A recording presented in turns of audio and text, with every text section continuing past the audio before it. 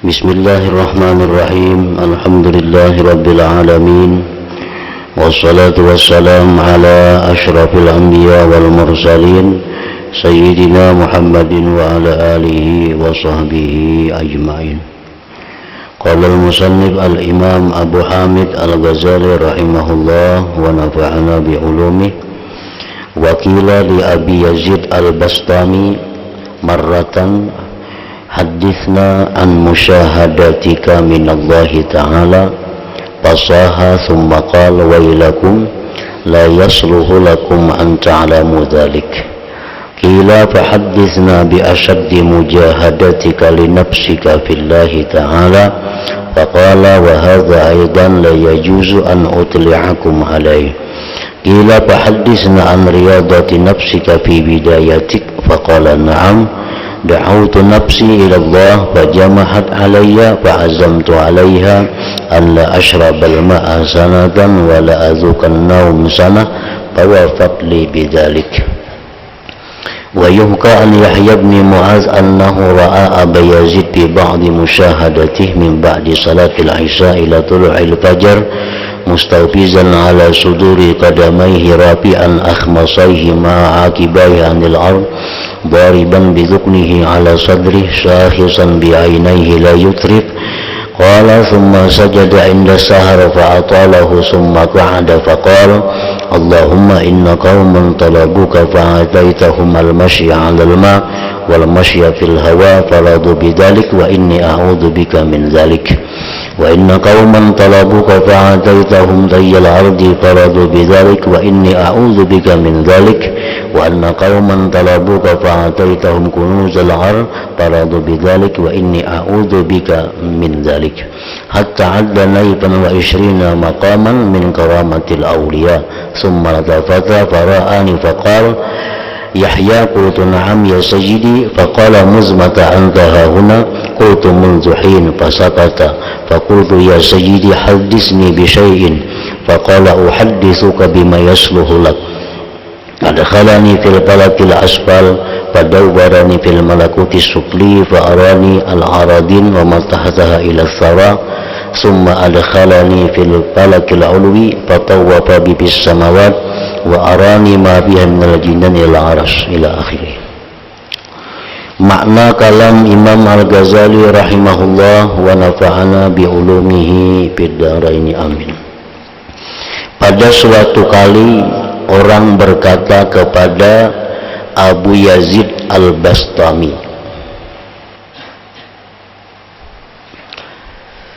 ceritakan kepada kami wahai Syekh Abu Yazid Al-Bastami dari hal musyahadahmu kepada Allah Ta'ala. Orang bertakun lawan Abu Yazid, wahai Abu Yazid, kayak apa pian itu musyahadah kepada Allah? Kayak apa pian itu menyaksikan Allah artinya? Maka berteriaklah Abu Yazid. Kemudian ia berkata, celakalah kamu, tidak patutlah bagimu untuk mengetahui yang demikian. Perkara musyahadah itu kada bisa dikisahkan kepada orang lain. Kalau dikisahkan juga orang lain kada mengerti, kada paham, dan bisa membawa kepada kekafiran bagi yang mendengarnya.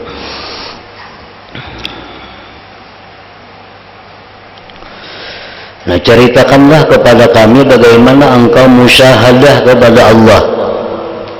Ujar Abu Yazid, celaka engkau, tidaklah patut bagimu untuk mengetahui yang demikian. Kemudian ia ditanya lagi, ceritakanlah kepada kami mengenai kuatnya mujahadahmu bagi dirimu pada jalan Allah. Kemudian orang bertanya lagi kepada Abu Yazid, bagaimana kuatnya mujahadah pian di jalan Allah itu? Bagaimana kuatnya pian memerangi nafsu di jalan Allah? Abu Yazid menjawab, ini juga tidak boleh diperlihatkan kepadamu. Kemudian Abu Yazid ditanya lagi, maka ceritakanlah kepada kami mengenai latihan untuk dirimu pada permulaan mujahadahmu. Nah, Abu Yazid berkata, ya, saya mengajak diriku kepada Allah. Kalau permulaannya itu boleh dikisahkan, tapi kalau perjalanan mujahadah itu kada patut dibuka, apalagi musyahadah itu. Nah, kalau permulaannya, ujar Abu Yazid, aku pertama mengajak diriku ini kepada Allah. Nah, mengajak nafsu kepada Allah. Tentu yang pertama itu nafsu seseorang itu namanya nafsu ammarah.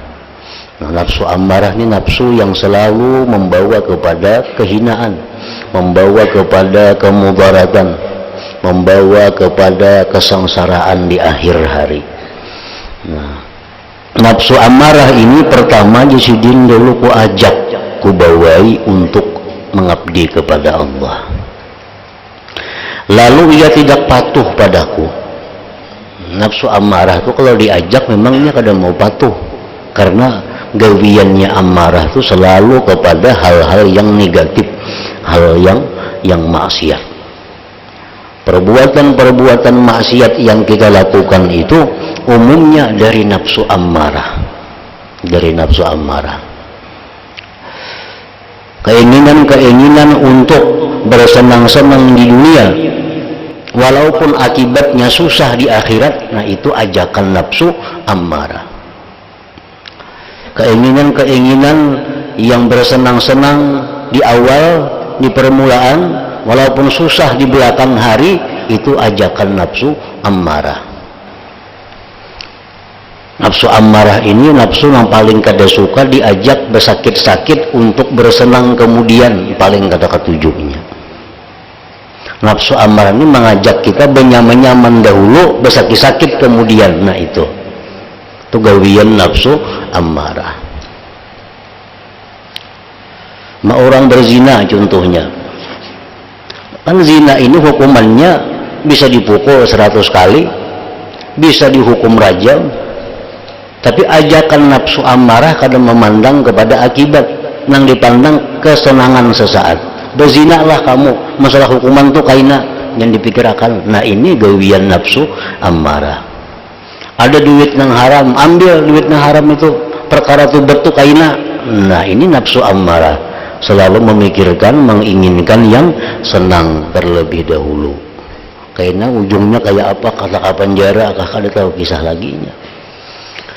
Nah jadi ujar Abu Yazid, nah, pada awalnya nafsu ammarahku ini ku bawai untuk taat kepada Allah, maka kada mau inya, kada mau, tidak patuh padaku. Maka saya berazam padanya. Lalu ujar Abu Yazid, amun ikam kada mau patuh kepada Allah, ikam akan kuhukum, wahai nafsu ammarah, ikam akan kuhukum, ikam akan kusiksa. Nah siksaannya apa? Untuk meninggalkan minum air selama 1 tahun, dan saya berazam untuk meninggalkan tidur 1 tahun.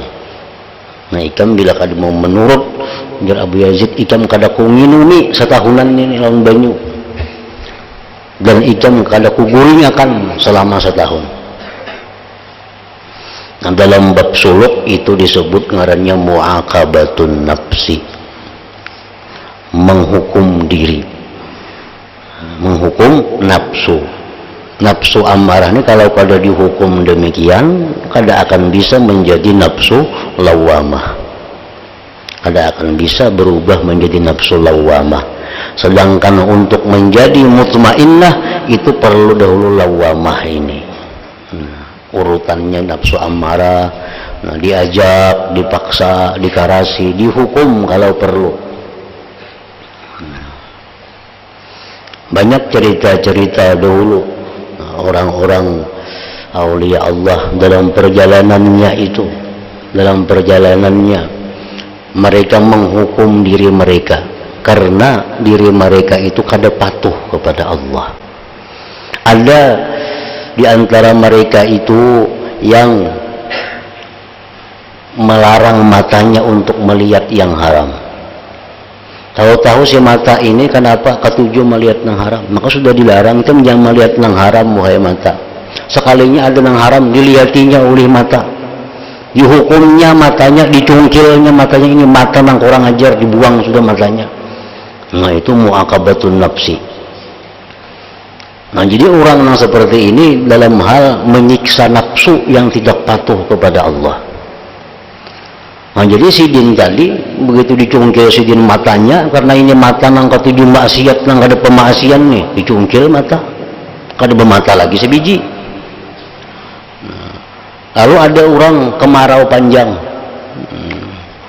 orang minta hujan, kada hujan-hujan juga hari, lalu sidin berdoa, ya Allah, dengan amal hamba yang pernah mencungkil mata karena mata ini maksiat, maka hujanilah kami, maka hujan hari pada ketika itu. Nah, diberi Allah karamat, diberi Allah kemuliaan. Orang yang menghukum dirinya sendiri yang tidak patuh kepada Allah Subhanahu wa Ta'ala. Nah, jadi di sini Abu Yazid Al-Bastami beliau menceritakan tentang awal perjalanan sidin. Beliau hukum diri sidin, beliau mu'aqabatun nafsi. Nah kita ini biasanya muhasabah, kita biasa muhasabah, kuciak-kuciak di situ kamari. Muhasabah itu menghitung diri, menganalisa diri yang dahulu, itu muhasabah. Mestinya muhasabah itu kada sampai di situ, ditindaklanjuti muhasabah itu dengan mu'aqabah. Karena kalau muhasabah aja kada ada maknanya. Muhasabah itu, ya Allah, hamba banyak maksiat lawan Engkau, mata hamba sering memandang yang haram, tangan hamba sering memegang yang haram, perut hamba sering diisi dengan yang haram. Itu muhasabah. Muhasabah itu kada ada maknanya kalau kada ditindaklanjuti dengan mu'aqabah, menghukum diri yang salah.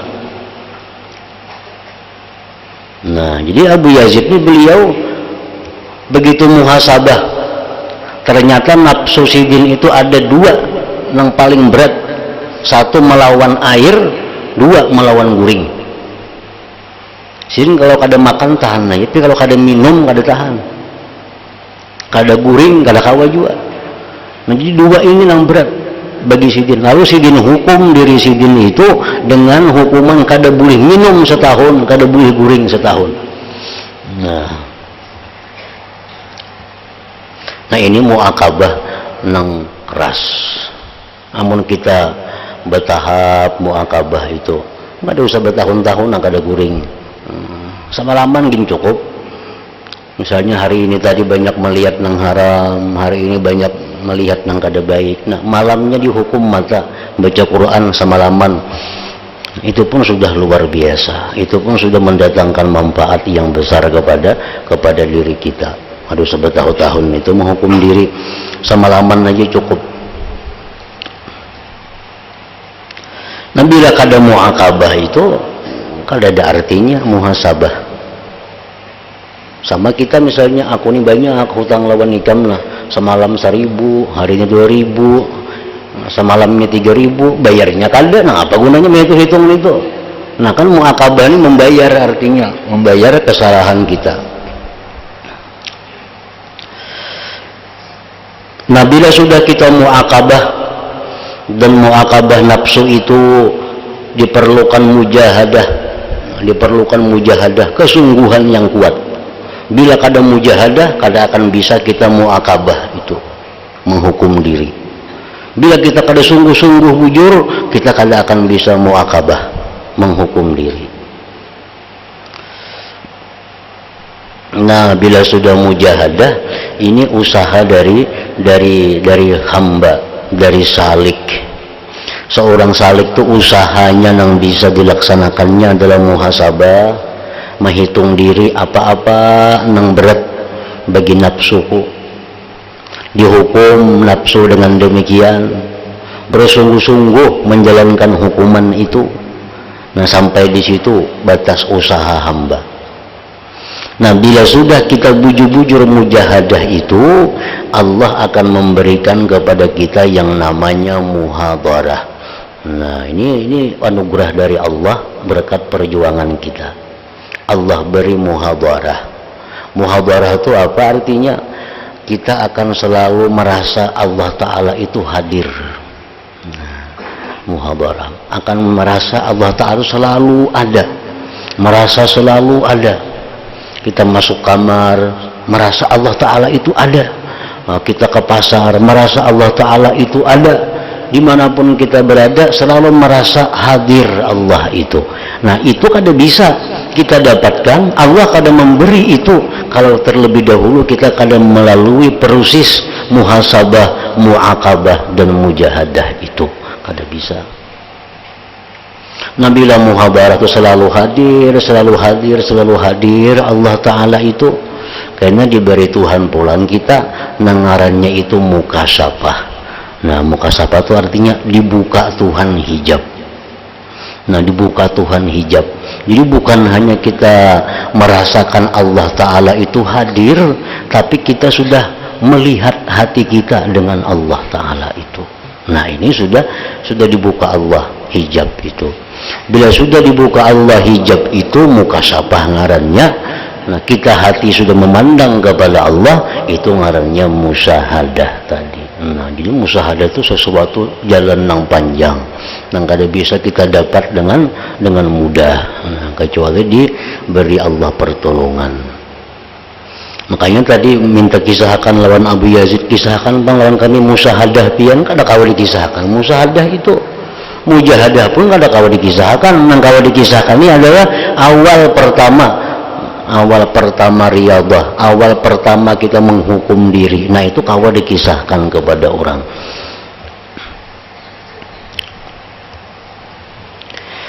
Sehingga diriku, nafsuku mau mematuhinya untuk bermujahadah itu. Dan nafsu ini kalau kita hukum dengan mujahadah, kita hukum dengan sungguh-sungguh, dia akan patuh. Itu sudah dijamin. Kalau kita bujur-bujur mendidik diri kita bujur-bujur mendidik nafsu kita, pasti patuh.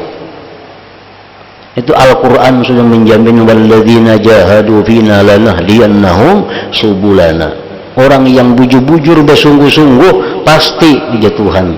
Bersumpah Tuhan tuh lamul kasam, lanahdiyannahum, sungguh kami berikan dia petunjuk kepada jalan kami. Artinya kalau kita hendak bujur-bujur mau membaiki diri, Allah pasti menolong, pasti baik diri kita. Nah, Allah pasti menolong, pasti baik. Kalau kita bujur-bujur hendak meluruskan nafsu kita supaya bujur, hendak jadi orang baik, pasti baik. Asal bujur-bujur. Nang mau kada baik tuh kada bujur-bujur, banu hendak banu kada. Nah, ini Allah kada menolong.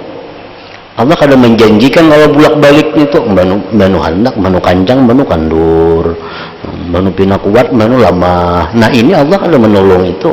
Allah akan memberi pertolongan kalau kita sudah bujur-bujur bulat, bujur-bujur kuat memperbaiki diri, Allah dengan mudah memberikan pertolongan itu. Nah, sehingga nafsuku, diriku mau mematuhi untuk bermujahadah itu.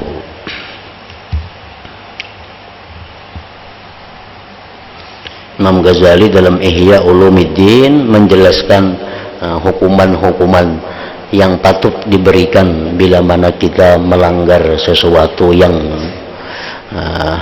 diperintah oleh Allah, dan hukuman-hukuman yang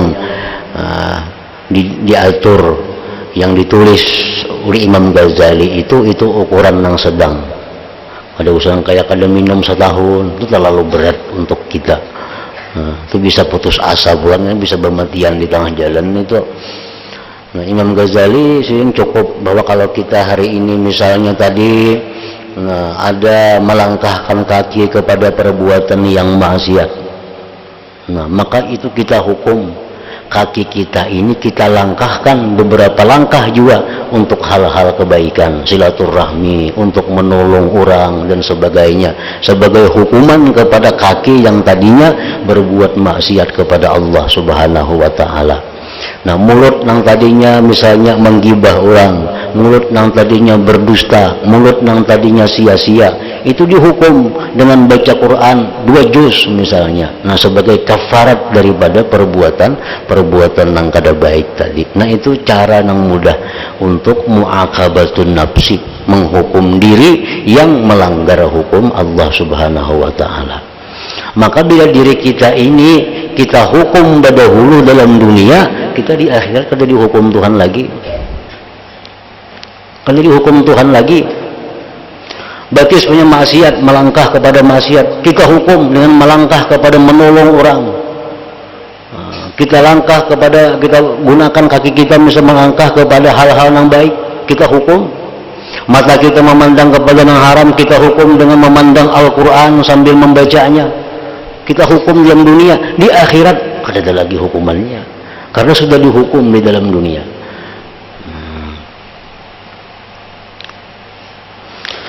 Diceritakan oleh Yahya bin Mu'adz bahwa ia melihat Abu Yazid pada sebagian musyahadahnya dari sesudah salat Isya sampai terbit fajar, di mana ia menduduki pangkal kedua tapak kakinya, mengangkat kedua lekuk tapak kakinya serta kedua tumitnya dari lantai, mengheningkan dagunya di atas dadanya, memandang dengan kedua matanya dan tidak berkedip. Yahya bin Mu'adz terus berkata, kemudian Abu Yazid pada waktu sahur dan melamakan sujud itu, kemudian sidin duduk lalu berdoa Abu Yazid tadi, ya Allah, sesungguhnya suatu kaum meminta kepadamu, artinya minta karamah. Ada orang-orang yang minta kepada engkau, ya Allah, karamat, lalu engkau berikan kepadanya bisa berjalan di atas air dan bisa berjalan di atas udara, maka mereka senang dengan yang demikian itu, dan saya berlindung denganmu daripada yang demikian itu. Artinya, wahai Tuhan, banyak orang-orang yang minta kepada engkau karamat, engkau berikan dia karamat, dan hambamu ini tidak minta karamat kepada engkau. Dan hambamu ini tidak minta karamat kepada engkau. Suatu kaum meminta kepadamu, maka engkau berikan kepadanya bumi menjadi dekat dalam perjalanan. Ini karamat itu ada yang diminta, ada yang kada. Ada memang orang yang minta karamat, diberi Allah karamat. Ada orang yang kada minta, diberi Allah juga karamat. Macam-macam karamatnya itu. Ada yang bumi dilipat oleh Allah. Hari ini nya berada di sini, tapi jam berikutnya berada di mana, nang jauh, nang mungkin beberapa hari hingga sampai ke sana. Nah, itu karamat juga. Kayak wali-wali abdal. Nah, itu mereka setiap subuh mereka berjalan keliling dunia. Ada yang keliling negeri aja sesuai pangkatnya di sisi Allah. Mereka akan menjenguk orang-orang yang dikasihinya. Nah, subuh naik ke rumah sini, orang rumah ada tahu pang, ada melihat karenanya, dimana naik ke sini, naik ke sana, naik ke sana, naik ke sana. Karena subuh orang bang sampai di rumahnya buang bebulik. Nah, itu yang diberi Allah karamat tayyul ardi ngarannya, didekatkan bumi baginya. Ini misalnya ke Surabaya, kayak menyebelah rumah aja, 2 langkahnya sampai ke Surabaya situ. Itu diberi Allah karamat. Nah, ada orang-orang yang minta kepada engkau, ya Allah, diberikan karamat seperti demikian, maka mereka senang atas pemberian itu. Dan saya berlindung kepadamu daripada yang demikian itu. Abu Yazid, ulun kada hendak itu, wahai Tuhan. Dan suatu kaum meminta kepadamu, ya Allah, lalu engkau berikan kepadanya perbendaharaan bumi. Ada yang minta kepada Allah, minta luasakan rezeki, diberi Allah rezeki, siang malam datangan rezeki ke rumahnya, kadang-kadang kisan lagi. Ini minta diberi Tuhan itu. maka ia senang atas pemberian itu, dan saya berlindung kepadamu untuk meminta yang demikian. Ulun kada minta keluasan rezeki itu, sehingga ia menghitung dari karamat para wali lebih dari 20 makam. Ada yang minta kepada engkau ya Allah ini, ulun kada minta itu. Ada yang minta kepada engkau ya Allah demikian, ulun kada minta itu. Kemudian Abu Yazid berpaling, maka ia melihatku, ujar Yahya bin Mu'az tadi. Begitu Abu Yazid menoleh, melihat lawan aku, dan ia lalu memanggilku, wahai Yahya. Yahya bin Mu'az, saya menjawab, iya wahai tuanku. Ia bertanya kepadaku, sejak kapan kamu berada di sini? Kamu berada di sini? Saya menjawab, sejak sesaat ini. Kemudian ia diam, Abu Yazid Al-Bastami tadi. Maka saya bertanya kepadanya, Abu Yazid, wahai penghuluku, ceritakanlah kepadaku akan sesuatu. Kisahkan pengnapakah kawan ulun nina. Ia Abu Yazid lalu berkata, akan saya ceritakan kepadamu apa yang baik untukmu. Kisahkan kepada engkau apa yang baik untukmu. Allah Ta'ala memasukkanku pada palak yang paling bawah, lalu saya diputarkan pada alam malakut yang paling bawah. Allah telah memperlihatkan kepadaku segala lapisan bumi dan apa yang berada di bawahnya. Allah membawa aku keliling bawah bumi, melihat macam-macam di situ, permata, segala macam batu, jamrud, yakut, berlian, kelihatan semuaan. Sampai berada di bawah, betul di bawah, paling bawah. Kemudian Allah memasukkanku pada palak yang paling atas, maka saya dikelilingkannya pada suatu langit dan diperlihatkannya kepadaku sesuatu apa yang berada di dalamnya dari surga-surga sampai kepada aras. Kemudian disuruhnya saya berhenti di hadapannya. Sudah dibawa keliling bawah tanah habis, sejarah Abu Yazid, dibawa keliling langit surga aras habis, lalu aku disuruh berhenti di hadapan Allah. Kemudian dia berfirman, mintalah kepadaku apapun yang kamu lihat. Kamu tidak melihat sudah bumi dengan segala isinya, kamu minta apa hendak. Kamu sudah keliling langit aras, apa naik kamu hendak, mintalah kepadaku, sehingga aku akan memberikan kepadamu, ujar Tuhan. Maka saya menjawab, ujar Abu Yazid, wahai Tuhanku, saya tidak melihat apapun yang saya pandang baik, lalu saya meminta kepadamu untuk itu. Ujar Abu Yazid, apapun yang kau perlihatkan segala kebaikan, keindahan kepadaku itu, aku tidak minta itu kepada engkau, wahai Tuhan. Maka Allah Ta'ala berfirman, kamu adalah hambaku yang benar-benar menyembah aku.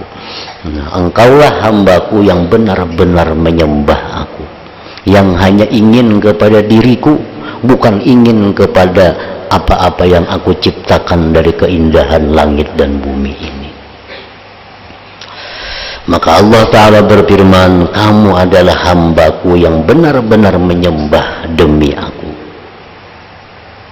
Sungguh aku perbuat untukmu, sungguh aku akan perbuat untukmu. Lalu diterangkannya oleh Abu Yazid beberapa perkara. Yahya bin Mu'az lalu berkata, maka ceritanya itu, ujar Yahya, kisah Abu Yazid tadi mendahsyatkanku, penuh pikiranku atas cerita itu, dan heranlah aku daripadanya. Lalu saya bertanya kepadanya, kepada Abu Yazid, wahai penghuluku, mengapa kamu tidak meminta ma'rifat kepadanya? Jangan minta ma'rifat, Bang. Ada hendak pian minta surga, ada hendak pian minta permata, jangan minta ma'rifat aja, Bang. Sedangkan raja di raja, Allah Ta'ala telah berfirman kepadamu, kepada pian, mintalah kepadaku apa yang kamu kehendaki. Kan tadi Tuhan menawari pian, apa yang kamu hendak minta kepadaku. Pian jawab, ada hendak minta apa-apa, Jangan minta ma'rifat lawan Tuhan. Yahya meneruskan ceritanya, lalu Abu Yazid berteriak dengan teriakan.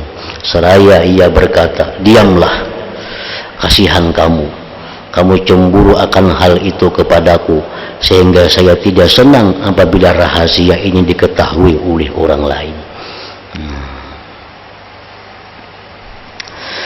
Diceritakan bahwa Abu Turab An-Nakhshabi merasa heran dengan seorang murid.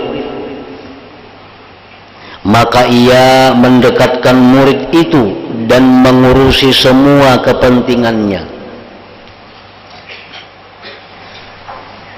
Jadi Abu Turab ini ada melihat seorang murid yang begitu bagus akhlaknya, begitu bagus ibadahnya. Lalu Abu Turab ini ingin mengurusi si murid ini, menyediakan segala yang diperlukannya. Dan murid itu sibuk dengan ibadahnya dan apa-apa yang diperolehnya dari ibadahnya. Pada suatu hari Abu Turab berkata kepada murid itu, ujar Abu Turab, wahai murid, seandainya kamu melihat akan Abu Yazid, jika kita berhilang pang lawan Abu Yazid Al-Bastami, kita berhilang ke situ kayak apa? Murid itu menjawab, saya daripadanya sibuk. Ulun kada kaubar berhilang lawan Abu Yazid itu. Maka ketika Abu Turab sering menyebut-nyebut, seandainya kamu melihat akan Abu Yazid, jika ikam ini berhilang kawada Abu Yazid sekali-sekali kayak itu. Dijawab oleh si murid tadi, ulun sibuk bana pang, banyak bana wirid, banyak bana amalan macam-macam, habis waktu ada kau lagi berhilang lawan Abu Yazid itu. Beberapa kali dibawai oleh Abu Turab si murid ini, maka tergeraklah perasaan marah murid itu. Murid itu rupanya sarik juga, harus dibawai kepada Abu Yazid. Dan ia berkata, ujar si murid, kiranya apakah yang bisa saya perbuat dengan Abu Yazid? Saya telah melihat Allah Ta'ala. Bapak kepada Abu Yazid itu, ulun melihat Tuhan sudah, ada perlu Abu Yazid lagi. Nah, ujar si murid tadi, apakah yang bisa saya perbuat dengan Abu Yazid? Saya telah melihat Allah Ta'ala. Nah, artinya pemahamannya apakah wadah manusia berhilang, ulun ini sudah beribadah, ini sudah bagus, ulun ini beribadah taat kepada Allah, ulun ini membaca wirid, membaca zikir, lebih baik pada berhilang kepada Abu Yazid manusia itu. Kan ulun ini menghadap Allah, beribadah, berzikir, mana baik yang berhilang oleh manusia Abu Yazid itu. Nah, ujar si murid tadi. Abu Turab berkata, maka bangkitlah tabiatku dan saya tidak dapat menguasai diri.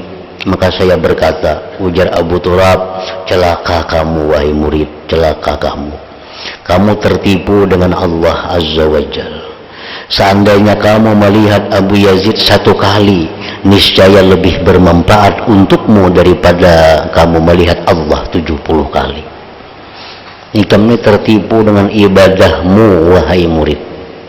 Andai kata ikam bertamu Abu Yazid itu ikam sejam aja, lebih baik daripada ibadah ikam 70 tahun. Abu Turab meneruskan ceritanya. Maka heranlah anak muda itu dari ucapannya dan ia mengingkarinya. Heran si murid, mengapa lebih baik berhilang Abu Yazid satu mat daripada beribadah 70 tahun. Lalu murid itu bertanya, bagaimana bisa demikian? Mana dalilnya berhilang Abu Yazid satu mat abdal pada beribadah 70 tahun?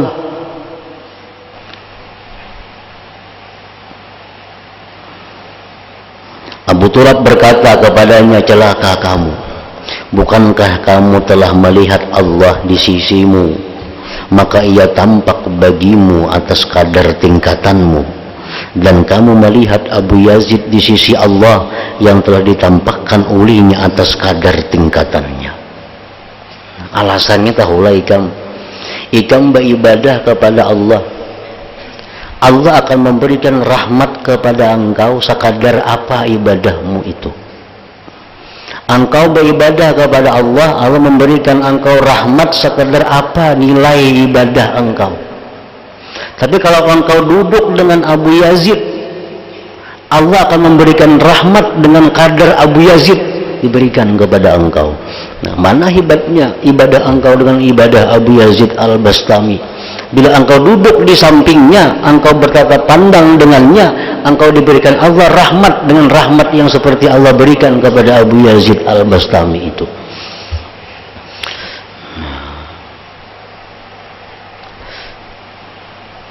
Murid itu lalu mengerti apa yang kukatakan. Maka ia berkata, si murid tadi, bawalah saya kepadanya. Muka itu bawa ya ke sana hilang. Maka Abu Turab menerangkan kisahnya, di mana ia mengatakan pada akhir kisahnya, maka kami berdiri di atas suatu tempat yang tinggi, kami menunggu Abu Yazid supaya ia keluar untuk kami dari hutan. Dan adalah Abu Yazid bertempat tinggal di hutan yang di dalamnya ada binatang-binatang buas.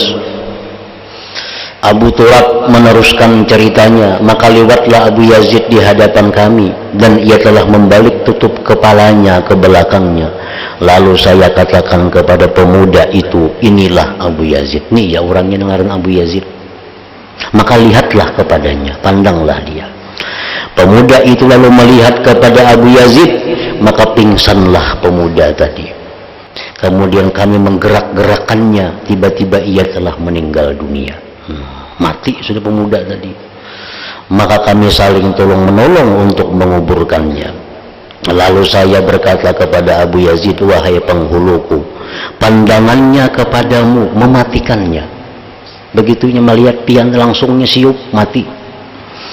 Abu Yazid berkata, tidak, bukan pandangannya itu, akan tetapi temanmu benar dan telah bertempat di dalam hatinya suatu rahasia yang tidak terbuka baginya dengan sifatnya.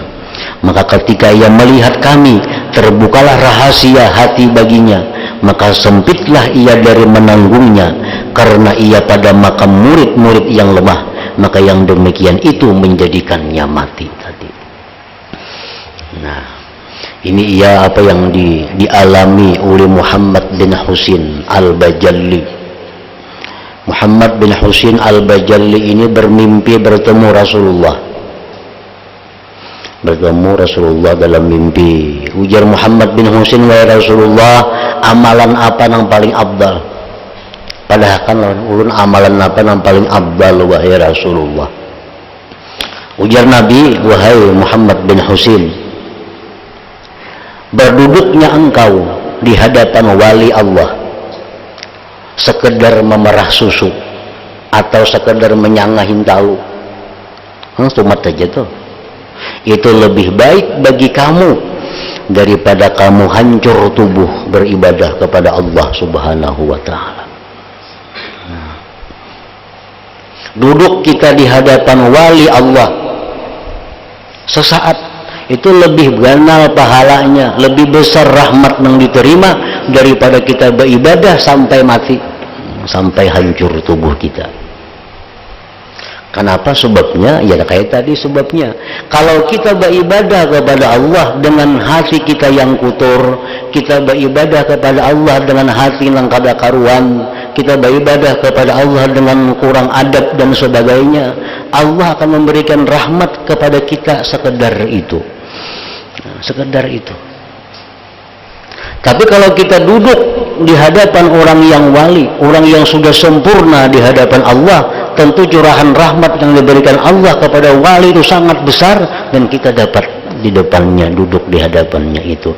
Jadi artinya rahmat yang kita peroleh dengan sesaat duduk di hadapan wali itu lebih banyak rahmatnya daripada ibadah kita sepanjang hidup kita. Karena waktu kita duduk di hadapan wali, Allah akan memandang kita. Allah memberikan rahmat menurut kadar yang diterima para wali. Nah, kita dapat manfaatnya.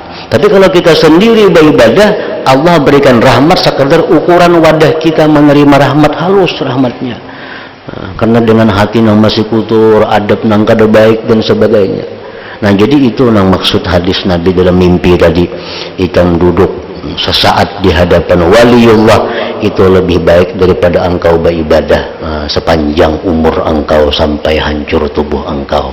Nah, amunnya kita memikirkan sekali aja, kita bingung itu apa garang bilang orang wali satu umat kenalan itu pahalanya kalah beribadah seumur hidup. Nah, kalau kita berpikir sekali itu bujur kada paham kita. Tetapi kalau kita pikirkan bujur-bujur bahwa beribadah itu yang dituju rahmat Allah. Ibadah ini adalah umpannya rahmat Allah. Ibadah ini umpan rahmat Allah. Kalau rahmat Allah kita umpanakan lawan umpan kita halus juga rahmatnya. Tapi kalau kita beribadah kepada Allah, umpannya umpan waliullah itu gana, umpannya gana juga rahmat nang diterimanya. Nah, itu mungkin kita memahami itu, maka kada sulit mengajar Nabi bahwa engkau duduk sesaat di hadapan waliullah itu lebih afdal daripada engkau beribadah sepanjang umur engkau. Nah, jadi para ulama di dalam kitab Al-Manhajus Sawi menyebutkan bahwa syaratnya dan kita duduk tadi sesaat di hadapan orang itu lebih afdal daripada beribadah sepanjang umur. Syaratnya yang pertama, orang itu memang wali. Orang itu memang waliyun lillah. Satu itu. Syaratnya orangnya itu waliyun lillah. Yang kita hadapi ini memang orangnya wali Allah. Wali Allah bujur, kada walian kada. Nah, wali Allah nang bujur itu nang kayak apa?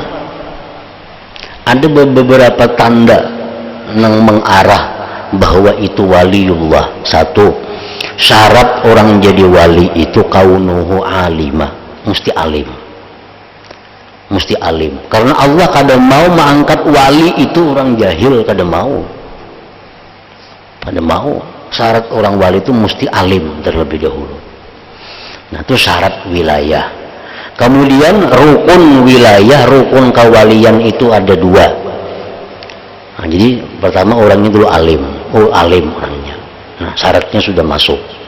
Yang kedua rukunnya ada dua. Rukun yang pertama kaunuhu munqadan lisyariah. Orang ini tunduk bagi syariat Allah. Orangnya bagalang amas tuh wala kada wali ini tuh. Orangnya kada sembahyang kada mau wali. Seorang wali itu rukunnya wali itu munqadan li syariah, tunduk bagi syariat Allah. Lihat zahirnya dulu orangnya. Kaunuhu fi zahir, keadaan wali itu pada zahirnya munqadan li syariah, tunduk bagi syariat. Nah, jadi lihat zahirnya. Kayak apa dengan syariat? Apa huwal kada? Lawan hukum-hukum syariat ini pas kada tingkah lakunya. Lihat ipang tutur katanya cocoklah lawan syariat, tutur katanya aja ketahuan cocok kada lawan syariat. Nah, kemudian lagi pakaiannya cocok kada lawan syariat, usahanya cocok kada lawan syariat. Nah, jadi semua zahirnya itu mesti tunduk lawan syariat. Nah, jadi bila orang tu alim, imbal itu pula orang ini tunduk lawan syariat, dua sudah pada dirinya ada tanda kewalian. Yang ketiga, wa kaunuhu fil batin mustaghriqan bil hakikah. Orang itu batinnya, hatinya tenggelam dengan hakikat. Artinya hatinya tenggelam dengan hakikat itu ayyakuna parahuhu wastinasuhu wa ta'alluquhu billah.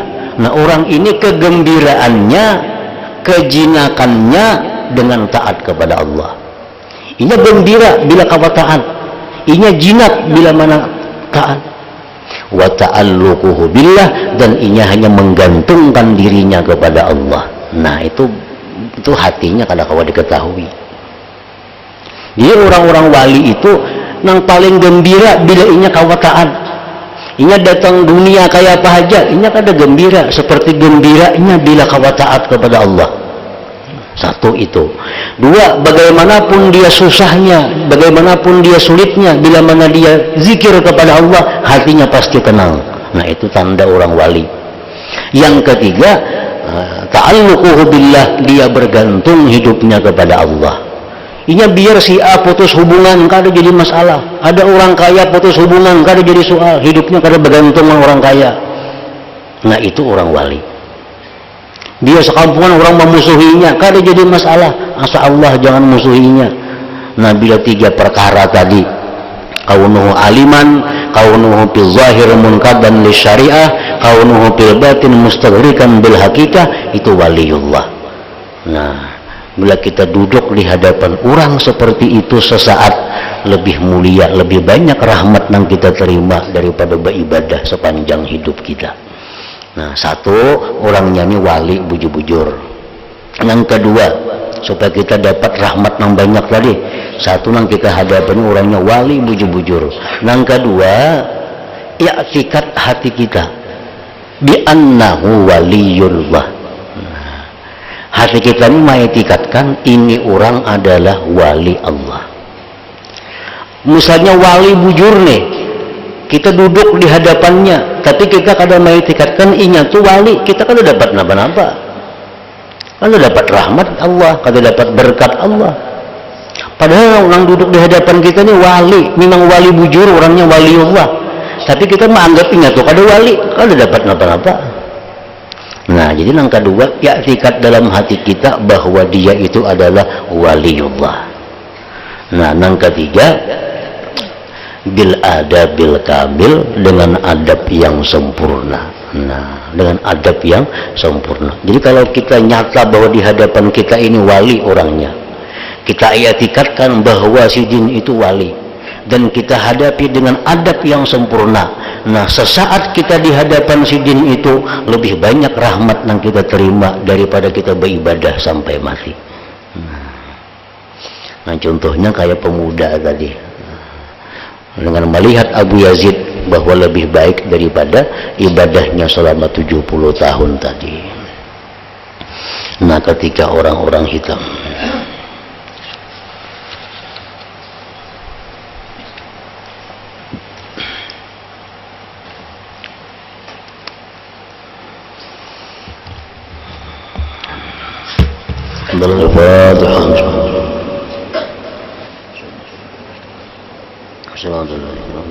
غير المغضوب عليهم